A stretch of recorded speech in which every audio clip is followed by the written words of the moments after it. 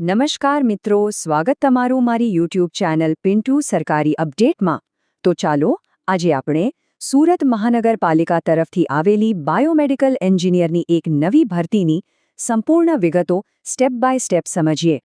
જુઓ, આ કોઈ સામાન્ય જાહેરાત નથી, આ એકદમ અધિકૃત ભરતી છે.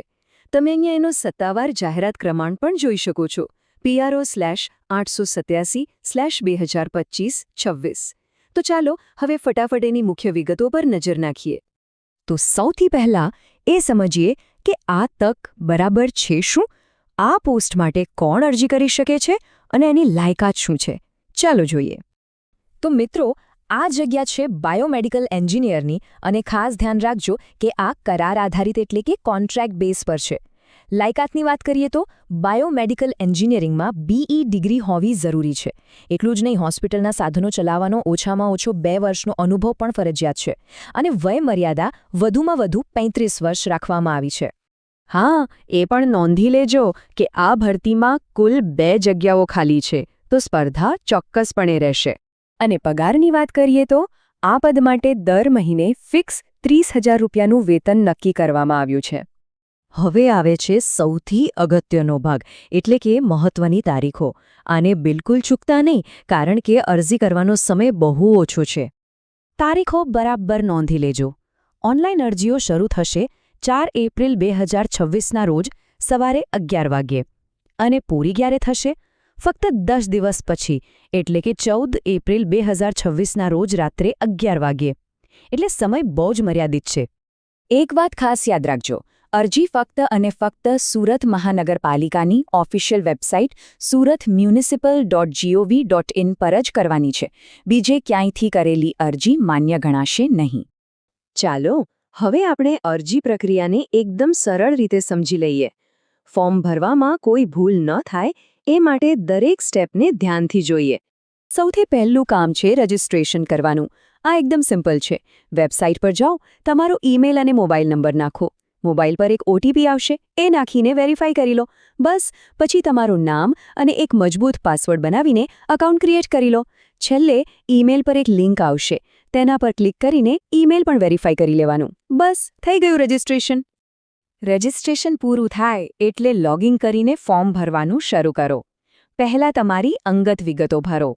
પછી હોમ પેજ પર જઈને બાયોમેડિકલ એન્જિનિયર પોસ્ટ શોધીને અપ્લાય નાઉ પર ક્લિક કરો. આ પછી તમારી ભણતરની લાયકાત અને અનુભવની બધી જ વિગતો એકદમ ધ્યાનથી ભરજો. મારી સલાહ છે કે ફોર્મ ભરવા બેસો ત્યારે બધા ડોક્યુમેન્ટ્સ સાથે લઈને બેસજો. હવે વારો છે ફોટો અને સહી અપલોડ કરવાનો. અહીંયા બહુ ચોક્કસ નિયમો આપેલા છે, એટલે ધ્યાન રાખજો. ફોટોની સાઇઝ 150 KB અને સહીની સાઇઝ 50 KBથી વધારે ન હોવી જોઈએ.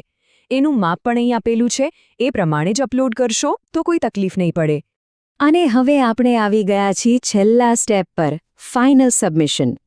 ડોક્યુમેન્ટ્સ અપલોડ કર્યા પછી એક કામ ભૂલ્યા વગર કરજો. આખી અરજીનું પ્રિવ્યૂ બરાબર ચેક કરી લેજો. બધી વિગતો સાચી છે એની ખાતરી કર્યા પછી જ કન્ફર્મ બટન દબાવજો, કારણ કે એના પછી કોઈ ફેરફાર નહીં થાય. જેવું ફોર્મ સબમિટ થશે, તમારા રજિસ્ટર્ડ મોબાઈલ પર તરત જ કન્ફર્મેશનનો મેસેજ આવી જશે. અને છેલ્લે કેટલીક ખૂબ જ જરૂરી સૂચનાઓ. અરજી સબમિટ કરતા પહેલાં આ બાબતોને મગજમાં બરાબર બેસાડી દેજો. આ મુદ્દાઓ પર ખાસ ધ્યાન આપજો.